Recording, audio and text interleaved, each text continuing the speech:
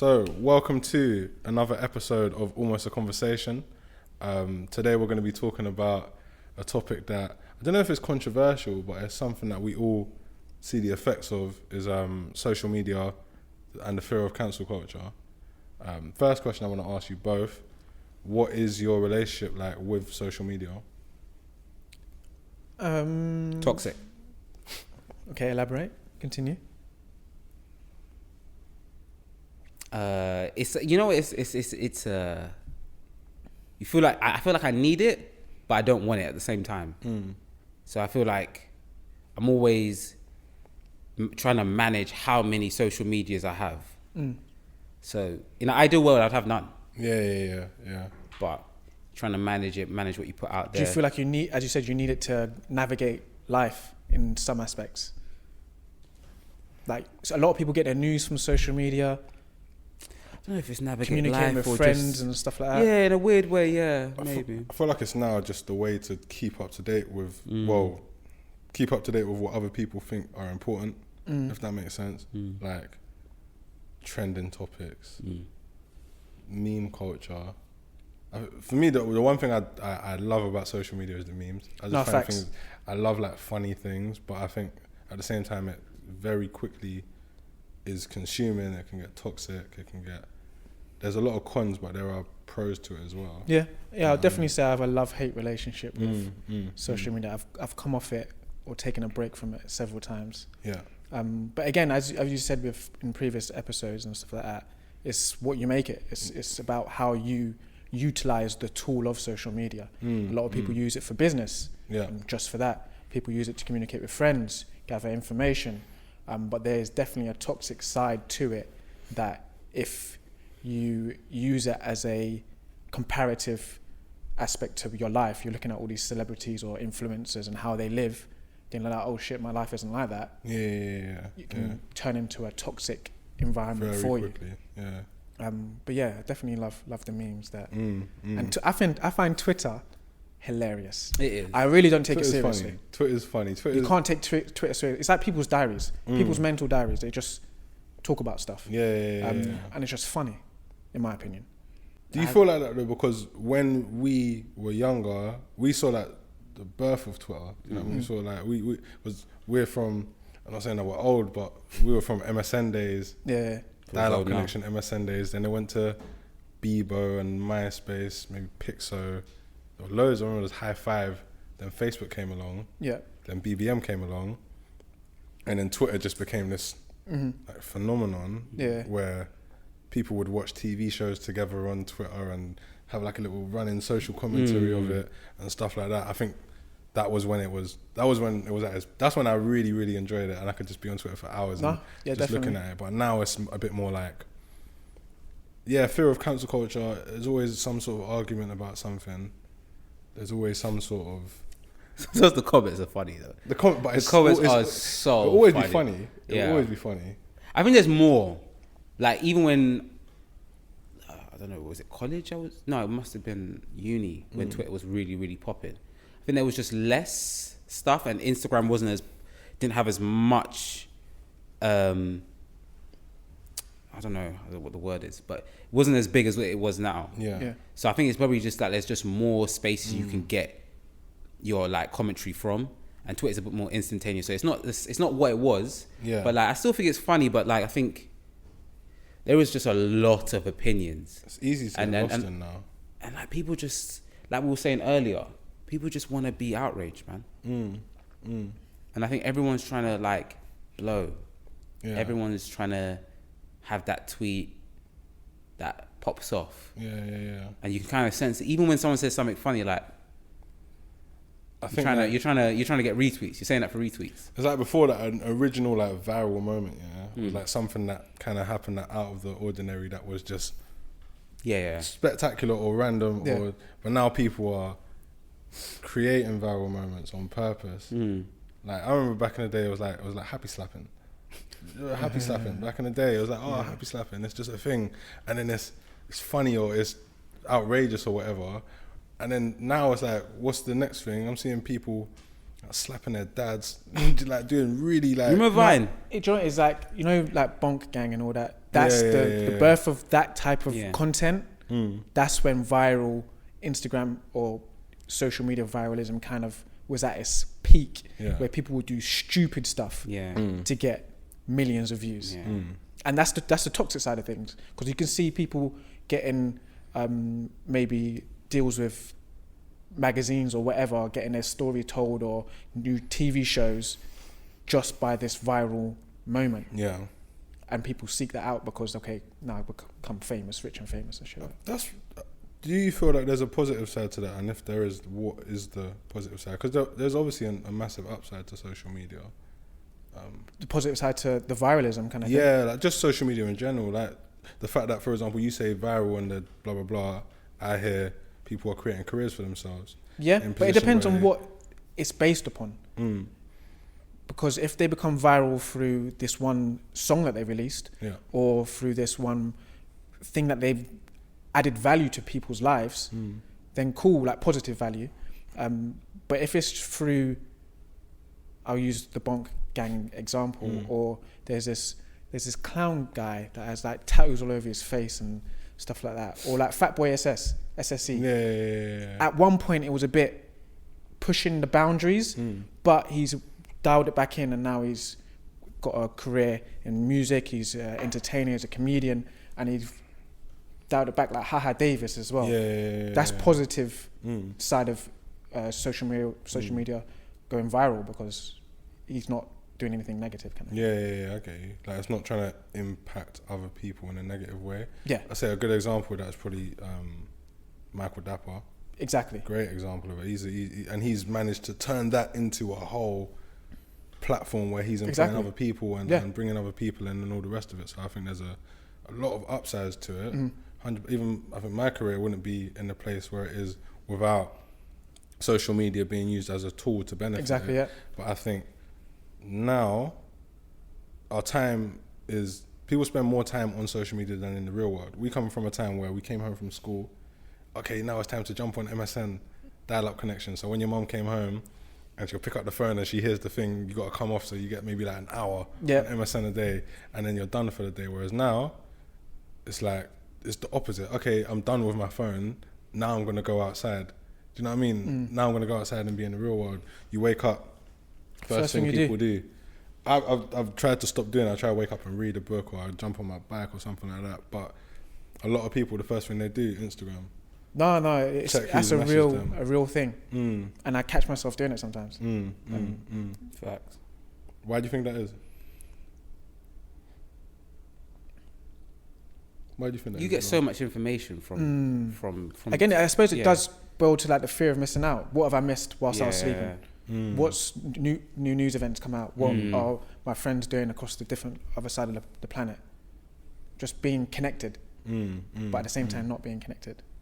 Yeah, I think the world's getting like bigger and smaller at the same time. We're in the information age, innit? And in the information age, everyone wants to know everything about everything.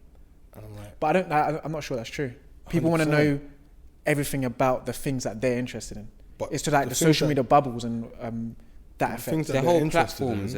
Sorry, go on. It's like if you look at artists now, a lot of what makes. So for example, I'm a musician, innit? So I want to be respected for my art, for my music that I put out into the world. You have a lot of musicians that are known because they are going out with blah blah, and it's on the Shade Room, or someone's. Do you know what I mean? Like you don't even know the artist's song, but you know the thing that's gone viral about them. Yeah. Do you feel like, as a public figure in the world, you have to be a bit more accessible to maneuver through? Or only as accessible as you want to be, kind of thing. Because like for you, for an example, you have boundaries that you don't allow the people that are interested in your music to know about certain things about your personal life unless you're willing to share it. Whereas these days, I think fans expect to know everything and everything about their celebrities that they're interested in. And that's the celebrity culture is just weird to me. Yeah. I just don't get. I really don't understand it. I hear that. It's always been like that, but now I think some of them will see it like, I was seeing this with Tottenham Hotspur's All or Nothing. Yeah. It's like fans and people, generally celebrities, they want more. And with social media, it's a lot of celebrities, businesses, they're trying to control the narrative, what they can show. Do you get what I'm trying to? Yeah. So I feel like it's like you said, it is a little bit what you're comfortable giving, but it's like giving people like a tangible idea that, hey, I'm showing you more, but really you're not showing more than you would show in a magazine. So I think in that sense, it helps people control their narratives more. In a sense, but also in a sense, you're creating false narratives because things don't really play out like that. So social media is always going to have that weird game of how much of a narrative can you control, how much you're giving away, what does that expose, what doesn't that expose. So you're always going to have that game. I think J. Cole said it best. I remember he did an interview a while ago. He said everyone's a celebrity now. You're going to get to a point. Yeah, I hear that. Everyone's just an influencer. Everyone's a celebrity. Everyone's that. Whereas I guess it's cool people like showing parts of their life and blah, blah, blah, blah. But now it's all about, it's not even about quality, it's about who sees it. Oh, I want the most amount of people seeing my stuff. I want to go viral. You know what I mean? I want my 15 minutes where everyone sees what I do. And then inevitably after such a meteoric rise, there's a drop, or you, like, people hold you to a standard and you get to a point and they're like, oh, that person said something, one thing that I don't agree with. Fuck them. Cancelled. Do you know what I mean? So with that, what are you guys' opinions towards cancel culture? Do you think it's real? I think it's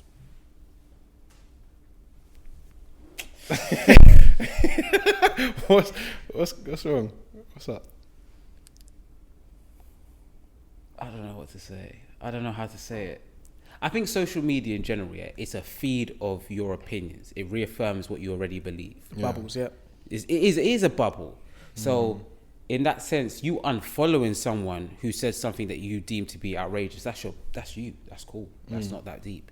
A whole cancel culture, it started with R. Kelly, and the whole point of R. Kelly was the law had failed us. So we went to cancel him monetarily. That individually makes a lot of sense. Hit him where it hurts. And we had seen so much evidence at that point of his behavior, and the law had let us down for years.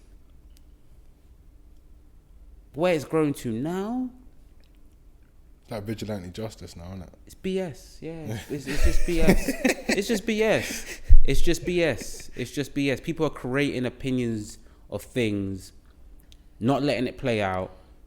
Everyone's a social justice warrior, in my opinion now. Not everyone, but a lot of people. And I don't know, like, there's no one here who hasn't made a mistake before. There's no one who hasn't had an ignorant view before. And do you give people the space to truly learn? Can you truly learn? These are bigger questions I don't have the answer to. No, I think that's a very good point, to be fair. Because something that someone said when they were 14 years old is, I mean, people grow. If they're not displaying those views and opinions now, really and truly, it's okay, cool. You have to understand why they said that back then and deal with that issue rather than the individual saying that thing. Because then it's bigger than the person, really, if they're saying something that's very controversial or hateful. But just, cancelling them because they said some questionable stuff when we're teenagers, when their mind hasn't fully developed, they don't understand the world. That's just a load of nonsense, really. Why are people turning to celebrities for such grandiose opinions anyway? It's like that Dave Chappelle skit What do you say? about Ja Rule. Why are we talking to Ja Rule? Why is Ja Rule the person that we're asking about these social injustices? Well, I don't know, man. These you hear these lot in what they, and also I think the thing about what you're saying about people when they're 14, what they're saying, are people being cancelled because how that person, people are being cancelled because how that person makes me feel as a reader seeing something that you said when you were 14. It's not actually about the greater good. It's about me. So me cancelling you isn't even about you. It's about me being offended. Do you know but it's not even just you cancelling me. It's you trying to make everyone cancel me. Exactly. Yeah. Rather than saying, "Oh, do you know what? Let's teach my man. Let's tell him what he's done is wrong, and don't do that again." I mean, even if it needs to be, because, like, say for example, Kevin Hart, when he said those homophobic skits or comedy lines, and he was up for the Oscars, thinking the Oscars, and he was like, it came to light, and he was like, "I'm sorry. Those are I don't believe that anymore. I don't use those kind of jokes in my stand up anymore."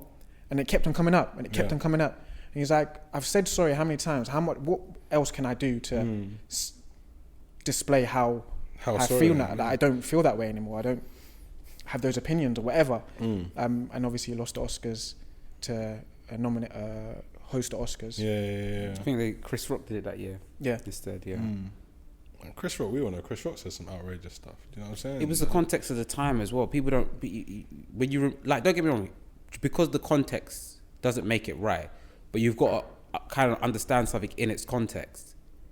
Like at that time, there were homophobic jokes made that didn't get the outrage there, and people were laughing.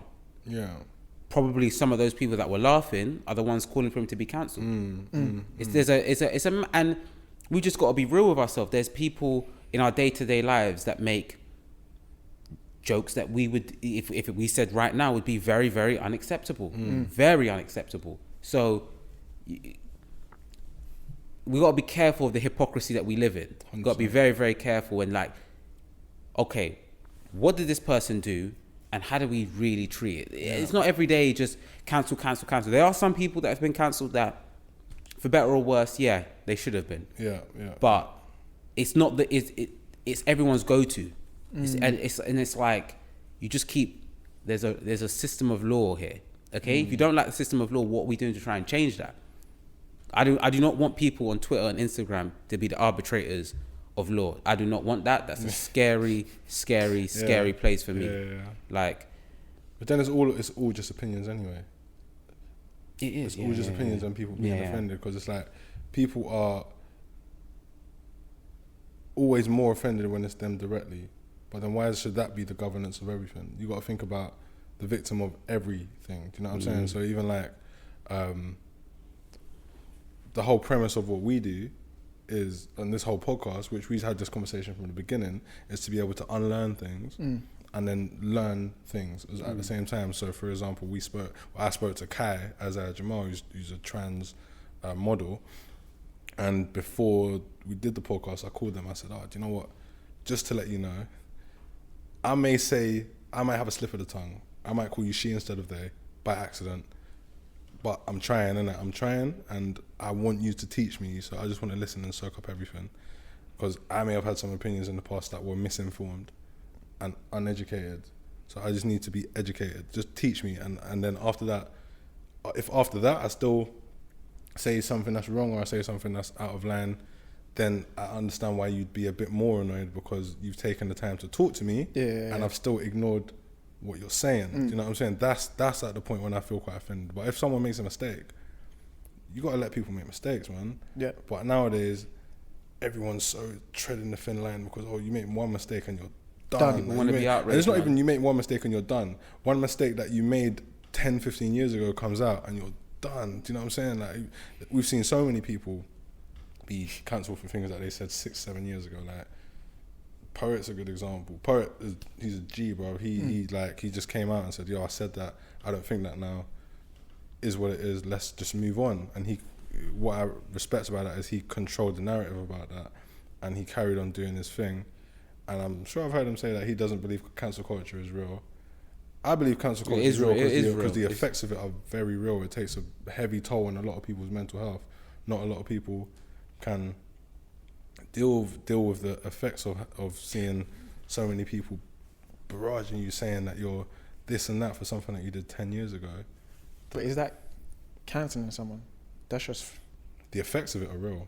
I don't think that the person... Well, depends how... No, 100%, yeah. It's real, yeah. It is real. A lot of people lose out on a lot of things. Like Kevin Hart losing the Oscars, a goal that he's wanted to do for the whole of his life. Yeah, true. I hear that. Do you know what I mean? It's definitely real. How many of them are permanently cancelled? There's only really 2 I can think of. Off top. Who? It's two that's been. I would say R. Kelly's. I think it's pretty Kelly. close to permanently cancelled. Wiley's done. Yeah. Wiley's done. It's a shame. It's not even a shame because, like, it's for me. It's all about your reaction to things, isn't it? Event plus reaction equals outcome. If you see something that you've said has offended someone, and rather than straight away coming out with your backup and saying, "Oh, but just take a bit of time, understand why you've offended someone, have the conversation about it, and it takes both sides. The party that's offended has to understand that maybe that person didn't understand what they were saying when they said that thing. Maybe they were young, maybe they were stupid, blah, blah, blah. Even I remember I went through my, I'm not sure if you guys have done the same thing, but I went through my old tweets and my old Facebook posts. Deleted. I didn't even look at them. I just deleted everything because I thought, do you know what I may have said? I don't know what I may have said as a young 14-year-old kid. Do you know what I mean? I don't know. I genuinely don't know. And if people were to see that, they may miss the growth that I've made. Like, there's a lot of things that I, in the past, said I wouldn't do, and I'd never do that. And now I've had the conversation with someone, and I'm open to learning about it at least, and trying to understand where someone's coming from. I think When there's new information, you're allowed to change your opinion. exactly. I think a great example of that is Dwayne Wade. Zaya, his daughter is trans, and I'm sure he even said in his interview that he said a lot of things in the locker room. You know, he said a lot of things that may have been interpreted as homophobic or transphobic or whatever. But then when it comes to your doorstep, you have to learn. You just have to take the time and learn, because I think what Dwayne Wade said was that the main thing about Zaya, his daughter, when that person told them, is that he loves Zaya, and you want to protect that person. So to protect that person, you need to understand that the world that they're living in and that they're growing up in is completely different to the world that we grew up in 10 years ago. Do you know what I'm saying? Mm. So I don't even know what I'm trying to say with that. But I get what you're saying. Your opinion will adapt and change with the people that surround you. I fully get what you're saying. You have to allow growth. I think there is a thin line between opinions, views. Some views can get very, very, very, very offensive, to be fair, and then actions. Some people's actions, like R. Kelly's, there is no debating over there. It's a bit contradictory in some ways, because people have people in their friendship circle sometimes that have done some questionable stuff, and they just ain't been called out on. So not contradictory, but they should look at themselves a bit more as well. Is what I'm trying to say, and that should be the learning moment. I think the views is a bit where I'm a bit more open to, you know, people learning and giving and not being deplatformed, cancelled, depending on the view. Depending on the view. I'd say, you see barbershop conversations, the thing about barbershop conversations which are sick is that you're reasoning. Do you know what I'm saying? When you reason with someone, you know, me and you have reasoned. We've been on completely different pages. It gets heated. Oh, bro, like, what do you mean that? How? My blah, blah, blah. Yeah. But then you come to some sort of I think it's the understanding. type. It depends on the person, though. Obviously, you have it to depends on the understand person. the individual that is speaking these opinions or views and how they are as individuals, and if they're willing to know your audience as well. Yeah, if they're willing to discuss things. And some people, they may have views that you're just not, nah. Like, what the hell are you talking about? No. In order to like have real growth in relationships, in friendships, whatever, you need to have difficult conversations. It just is what it is, just what it is. So, yeah, I think sometimes there's things I've seen people say. Not, I would never say I've agreed with it, but they've been cancelled for it, and I wasn't shocked that's the view. I wasn't shocked. Certain views I hear that people have been cancelled for, I may not agree, but I've heard it a lot. I've heard wilder stuff in, like you said, barbershop conversations. Just going to like a friend's house and people coming up with things you're like, wow, I can't believe that's your opinion. So when I hear it in podcasts, YouTube videos, whatever, it's like, it doesn't shock me. I'm glad it's been called out for its ignorance, but like, these views don't. Yeah, the views don't show. They're not. They're I'm in never the main. shocked, really. Yeah. I'm not shocked about what people think. Yeah, it doesn't. It really don't show. Like people really think stuff like that, like all the time. And and I think sometimes you got to understand where people are coming from. How did they grow up? What's the community they're from? Why did they? I think that's too much thinking. People don't think. That's why I push back with George when he says it's the information age. Because if it's the information, you should be thinking. Surface level information age. Yeah, it's surface, not the context. yeah. It's definitely not the age of context. Yeah, definitely It's the age not. of headlines. It's the age of like. You don't read the article anymore. Well, it's You read clickbait. it's clickbait. That's what It's social clickbait. media is. It's about what gathers the most engagement.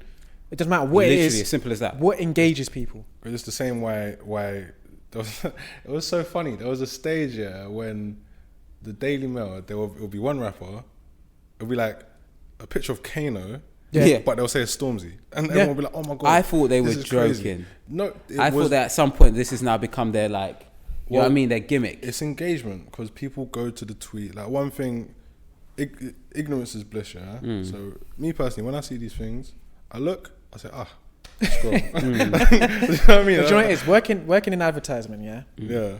That's how the Daily Mail get their bread. Mm. People click on the article, then they have ads on the page. Advertisers, brands pay for those ad slots. Daily Mail's getting paper.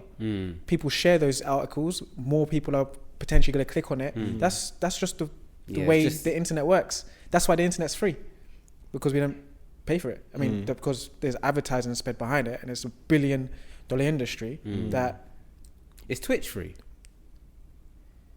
Yeah, Twitch is free. Yeah, Twitch is free. Yeah, okay. Yeah. I didn't know that because I know some people. But you can donate to like the stream. The streamers. Ads on it, but then you can pay to subscribe to someone's channel, and then you don't watch ads, and then you get like priority stuff in the chat, so they'll see all your. So it's the same as most things now. Yeah, it's like kind of like more like between YouTube kind of thing. Sort of, yeah. Okay. I just need to know that. Yeah. But okay, fair enough. Well, I think it's. Yeah, like you said, it's more about the clicks. It's about engagement. That's all they care about. It's more. What did I say? And what's gonna get more engagement from individuals? Having a controversial headline with the wrong person attached to it in terms of picture, or having the right thing, or just something that's not that controversial or out there. How does this? I don't know. I don't want to say tackled, but moving forward, how can it become? Can it become a healthier space? How can it become a healthier space? Genie's out the bottle. There's a lot out the bottle. There's a lot of push for people being verified on social media. In terms of you have to give some sort of government issued identifier to say that this is you, so you can like comment. I saw someone about you might need a passport to verify your Twitter stuff like account. that. Yeah, just to prevent all the trolls and all the racist views and stuff like that. And I don't know if it's gonna come. I don't think it will come to that.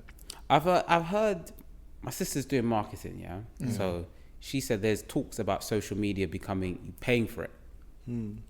So I don't know if that changes the landscape of how people treat it, because right now it's still a free for all.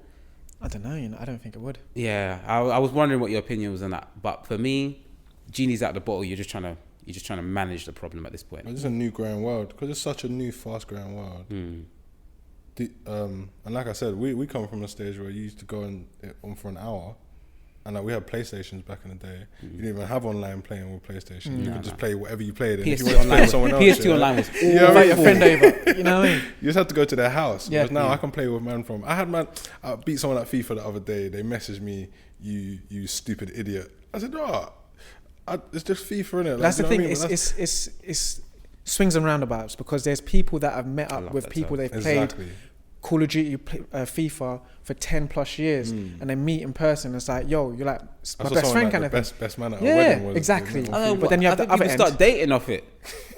That, honestly, again, it's a it's difficult thing to weigh up, because there are people. That's why PlayStation started recording party chats so they can tackle problematic conversations and stuff like that. Because there was a lot of stuff. It comes from it was a free for. It was just like you would just hear some mad things, some mad from things. like a 10-year-old. Yeah, some 10-year-old like, I mean- you black this, and I'm like, you don't even know if I'm black. You know what I mean? It was Like, COD was the worst. COD was the worst. COD was the worst. Closely back in, followed by like, Ultimate Team. Xbox 360 days. Yeah, Xbox Dons are the worst. Yeah, Xbox are the worst. They're the worst, man. They are the worst. But then it's the same. It's the Callum, same you- with- Xbox done. Ah, Okay, it's cool. My God. Xbox. What about you? Yeah, Oh, that's yeah, what it's yeah. Do about. you game, Sophie? Ah. It's my boyfriend, it's not mine. Oh, okay, that's not too. Oh, even then. But yeah, But I think, moving forward, like I said, this is such a real growing, it's a growing world. Yeah. But the real world's out there. Like, I look at my parents don't know about Instagram or anything. different gen. What they know is WhatsApp, which is still a form of social media, but they use it to genuinely be better connected. Like, they call my brother who lives in Australia. Whereas we're like kind of, but they still have means. They still pick up the house phone. Do you know what I mean? Yeah. Whereas we have, I don't have a house phone. Like, it doesn't make sense to me. yeah, I get but for us it doesn't make Yeah, it sense. doesn't make sense. But then moving forward for like kids, the things that we may have now, they don't even, do you know what I mean? I don't even know what it could potentially be. But there's things that we do now that they would just take it straight into the social world. Like, even for example, COD, we play COD. Kids watch people play COD. Yeah, Do you know that's what a I'm big saying? thing. Not gonna lie, definitely done that. No, but it's that my brother does Definitely. it. I don't he's, do that. He's still Nah. part of our generation. You actually, because I won't like, I've Not even never just COD. watched a whole stream. That's wild. They go up to like 5 hours, but like it can be in the background. It's fun. It's alright still. I'm not gonna lie. I gotta be But, honest do you know, with you. but in moving forward, it might be a thing where kids don't even know how to play Yeah, COD. Twitch, you pay to watch people, innit? Yeah. Yeah. So yeah, it is changed. You know So what I'm yeah, saying? instead So of it's actually even- playing, they're just watching people. Because play. mine's free on YouTube. Well, I suppose esports is going to be a very big industry. So Esports they're is going to moving bring it into the forward. Olympics and Yeah, stuff. it's not So a sport. It's not a sport in my brain. So it's kind of even just replicating That's the the real thing. world. Like, you have people that play football, and you have people that watch people Darts, play man. football. yeah, literally, that's a very good And then example. you're going to be have fair. people that watch people play football. Do you know what I'm saying? No, so no, it's yeah. like, No, but you're getting that because you got people who watch people's reactions to things. Exactly. Yeah. So you do get like you are starting to get to that stage where like interaction has changed. I do think because of this it gets regulated more. So you got Trump he's essentially off Yeah. platforms. I don't know, not in. I'm going to say, what are your thoughts on that? I don't think it's the best idea. Mm. I'd rather know what my enemy's doing within in the room than because he's going to create his own platform. No. And then all the conservatives, all the right-wing individuals are going to go onto that platform. They could be talking their wild stuff. Like, for example, the Capitol riots. Yeah. It was spoke about on Twitter. So they kind of knew what was gonna happen. Imagine it wasn't on Twitter. Imagine it was on his own platform. And there's no left indivials on there. 100%. Those are people that were willing to tackle his opinion on that app. It could have People been a still lot find out, wilder. though, because like That's what- BBM with yeah. 2011 riots, they found that that's how it was spreading through BBM. But it might have been too late. Too late. It was Yeah, too well, it late. was too late. Bread It was and too, 'cause it was smoke, bread closed. up in smoke already. Yeah. But it's But again, you have to have, in order for these individuals to remain on a platform where everyone's on, it has to be regulated. There should be a red line. Fact checking and all that sort of stuff. But that has to be done by the people that provide the service. There should be a red line. There should be a red line. Of course, where, there like, should be a line where like, no. I don't know if Trump already got there, was over there, so he got normalized to me. I do feel weird when people come off that they're banned from saying stuff. I feel weird about that. It makes me a little bit uncomfortable. But there should be a red line. I don't know what the red line is. I won't lie, because what Trump said, I don't know if that. I don't know. It's so coded. It's weird because there's things like that are getting, that got Donald Trump off of Twitter, yeah? Yep. Whatever. But then you have, and they stormed the Capitol building, and that's very dangerous, very harmful. But I feel like to some extent the reason why was because people that were being potentially harmed were people in power. Whereas when there's people just in society, like people planning race riots and stuff like that and inciting hate in that way, there's no monitoring of that. There has to be. So why is that? But policed then on there's all more of a levels threat kind of to, thing. there's more of an immediate threat to human life when you're Yeah. at a place that's not as protected as the Capitol. So why are they not given the same treatment as Donald? Like, everyone needs to get Yeah. You know, given the same sort of And treatment. I think it goes back to the verification on social media, because someone might get banned for spewing all these hateful anti-Semitic views on Twitter. They'll just create create another account. Yeah. It ain't that deep. Literally, they'll just go again. Another 4, 3, 2, 2, 1. Got a picture of some. I've got someone in mind who does that. Yeah, and just trolls. Yeah. So what's it doesn't solve the issue. Do you think there needs to be a space where conversations can be had? Because like, for example, I think the best example for me about the whole bubble thing you were saying was Brexit. I thought, yeah, we're remaining. Like, everyone that I see on Twitter is saying remain. And right, they voted leave. who? I find me these people that voted leave. Do you know what I mean? But like, and it's the same with the last election with who have a lot of people that follow Labour or that are Labour supporters thought that Labour were going to win because what they saw was such a overwhelming support of Corbyn, all of that stuff. But then you don't take into account what you don't see. Like you said with Donald Trump, people don't take into account the things that they don't see. And if you don't like what you see, you just don't see it, and you try not to see it anymore. People get blocked. The algorithms The algorithms just stop that from happening. So yeah, I say that to say this. Do you think there needs to be a space where you can see both sides? Will that ever even happen? Yeah, go have real conversations, man. I don't think it belongs on a platform. Because then again, you could take it out of context and that sort of stuff. Whereas if it's like a conversation where we're having now or over some sort of, again, I can take it out of context if you just snip it. But yeah, I think there definitely needs to be a platform or a space where people can have difficult conversations, because that's how we grow as individuals. Barbershop. I think there needs to be. I do think there needs to be an online platform, because the way the world's moving, more things are virtual. I don't think so. I think it should happen, but the people. Clubhouse might be the thing closest to it because it's closed. You can have that like real private conversation. Private conversation where you can say something ignorant and say, "This is my view." Like, tell me something that dispels that. Because it's we always reaffirm our own thoughts. We read newspapers that think like us, that will reaffirm our ideas. Our social media platforms do that all the time. Instagram, Twitter, Snapchat. It happens all the time, and I don't want it to be. We spoke about this when the Black Lives Matter movement was happening. I don't believe in a social media revolution. I don't believe in that. Yeah, the world's becoming more virtual, but when you put something in the space for the world to see, people always hyper criticize and don't understand people's point of view. So maybe Clubhouse, but generally, I think have it in the real world, because it's a safe space. You can walk away. You said that dumb thing about this, but at the end, you've got that. The only issue I see with conclusion. that is that you can't connect with other people from the other side of the world. Yeah, you got a point there. Because there's people, again, you might have a utopian place where everyone in your country believes, yeah, we're all good, we're all dandy, everything's blessed. But if you just go next door to the neighbouring country, that's when the controversial views may happen, but you can't communicate with them because you don't have direct contact with them. They are happening. Like, there's like open seminars, open lectures, but people get bored. People are not that interested. They just want to know a view.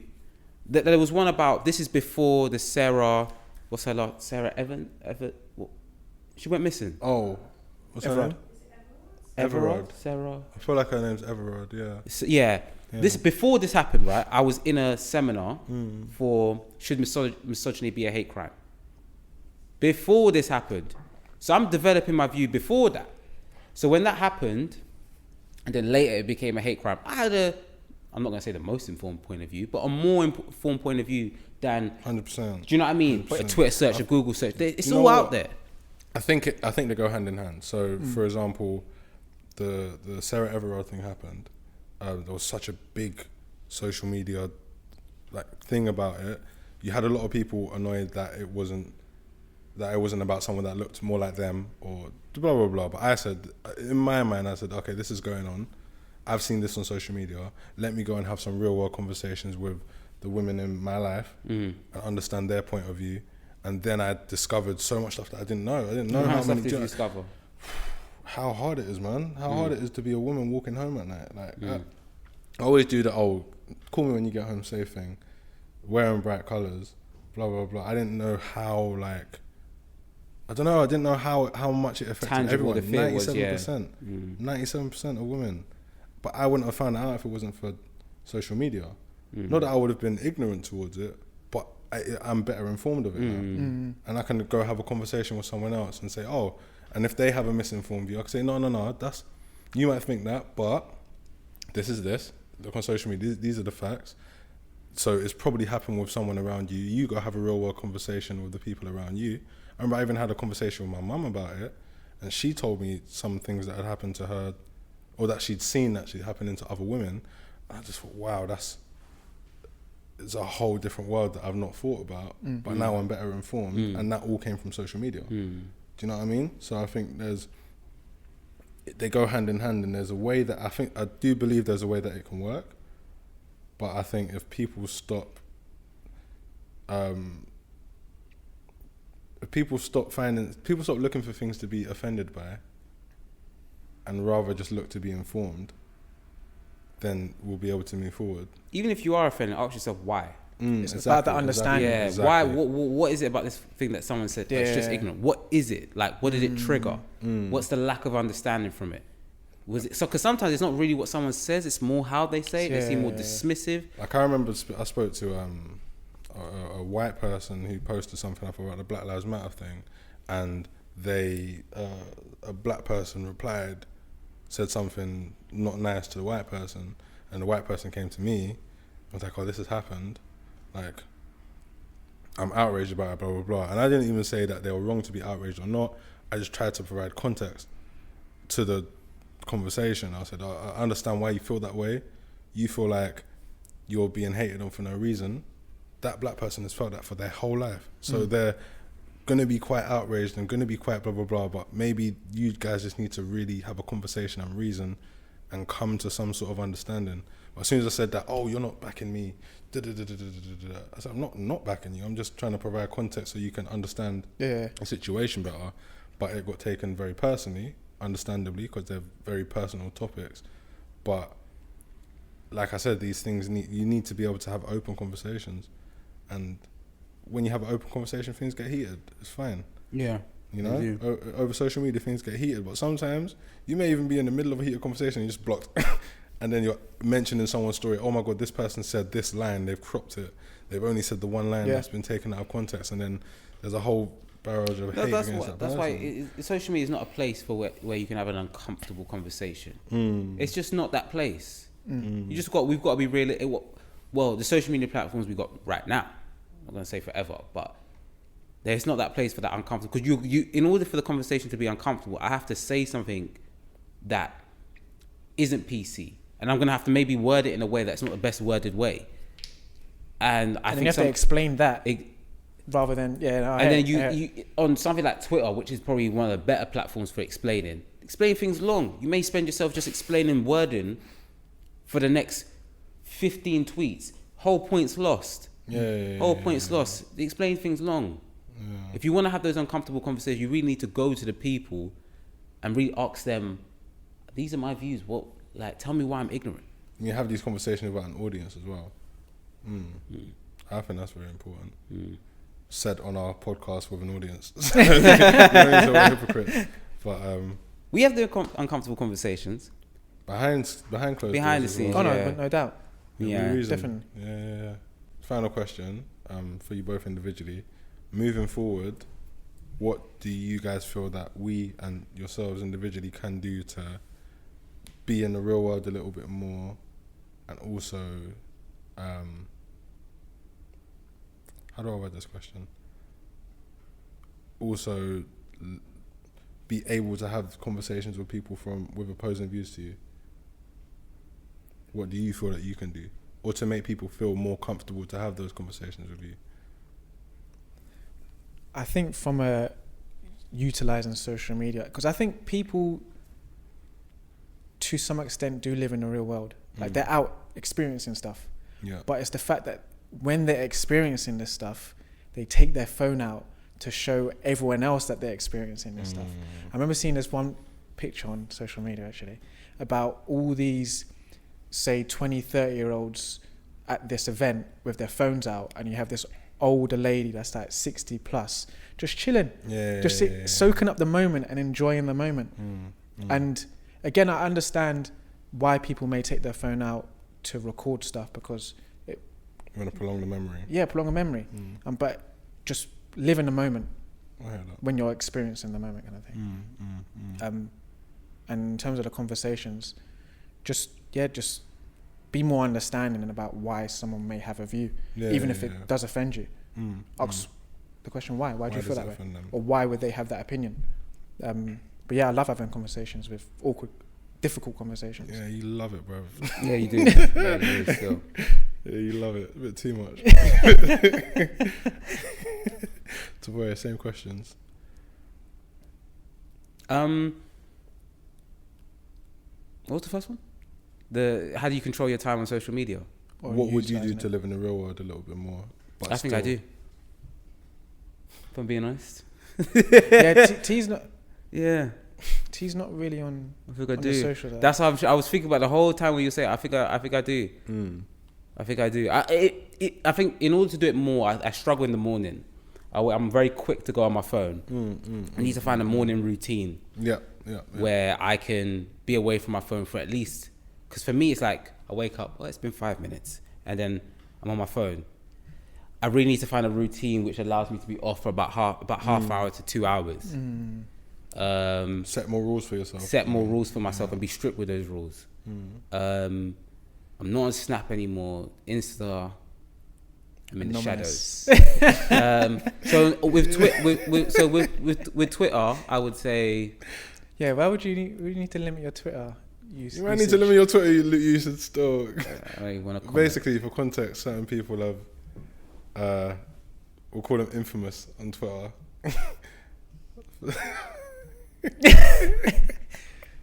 That was one of the funnier days of my life. Yeah, that was a very funny day. No comment. But at the same time, you said something, and I just called you, and then I linked you, and then we reasoned. A lot of people didn't call me though. A lot of people didn't. A lot of people didn't. A lot of people just, they knew me and were tweeting and anyway, not the topic. The second thing is I had to have difficult conversations. Avoid them on social media. It's not impossible, but avoid it. And when it's getting real difficult, you got to make a phone call. Yeah. Or go somewhere where it's private, More where private, you can do like voice notes. That's why I think Clubhouse is somewhere in the middle of that. Yeah. And you've got to be open, because I've got this problem. I can talk for days. I am a terrible listener. So I learned that I need to listen more, because their viewpoint is coming from somewhere, and it's more important where their viewpoint is coming from and why that's wrong and where the disconnect is, as opposed to, well, that's just dumb and ignorant. Where does that fear come from? Where's the ignorance come from? And then when you understand that more, you understand the larger context more. That's what I think. So you just need to listen more. Yeah, man. We'll end it there. Listen more. Say less. Facts, though. Yeah.